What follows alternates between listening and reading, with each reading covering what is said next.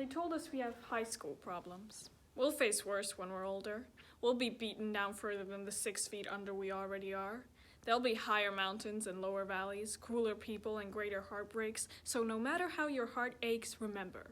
The biggest challenge you can imagine is your makeup smudging or your coach judging that you are not good enough for the prep team.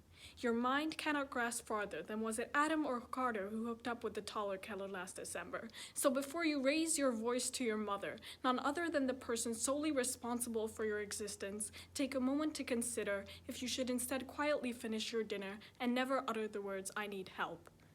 They told us we have high school problems and we believed them. But behind the truth we couldn't see then stood the boy who hated his flesh prison, quietly in the hallways, always in fear of the bathroom, for there he would read ladies. The white letters contrast quite harshly on the blackboard. His mother's voice roared in his head, that name he considered dead, so when we learned in physics class about atoms, he shattered into invisibly small pieces. But even as he lay on the floor, you swore he was overreacting, maybe just acting. This was 2 weeks before we hiked to the top of a mountain. I caught my breath twice on the way up. Once, as the change in air made oxygen rare.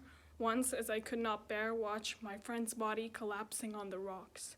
4 limbs on the ground as he looked down. It was not the height that scared him, but the boy who would have jumped. Back then he wanted to run. A father who left and a mother who tried everything to keep it together despite the bad weather with 16 jobs in overtime. How could he have known any better? Yet on the rocks you told him to pull it together. Just like you told the girl who was always tired to not be so uninspired by life. She was sleepless in the big house, in the nice neighborhood, in the pretty room with the tall ceilings. Is this the unbearable lightness of being? She thought of boys who passed her around, thought as her voice could not make a sound, thought as the war between loneliness and self-hatred loosely translated to hunger. The vulgar youngster she had become, carrying a weapon, a real AK-47 in her head, a typical war tank that wouldn't let her sleep, a drone that flew at 600 feet. Life was and always will be uninspiring when she is tiring the machinery and its wiring that is making it point at the mirror. But still you do not give her the time of day. They told us we have high school problems because degrading us was easier than trying to understand. They never needed to lend a hand because shaming us was easier than acknowledging how we were wronged by their people.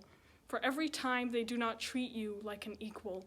And they tell you that you have high school problems. Remember, they'll have to understand when they're younger.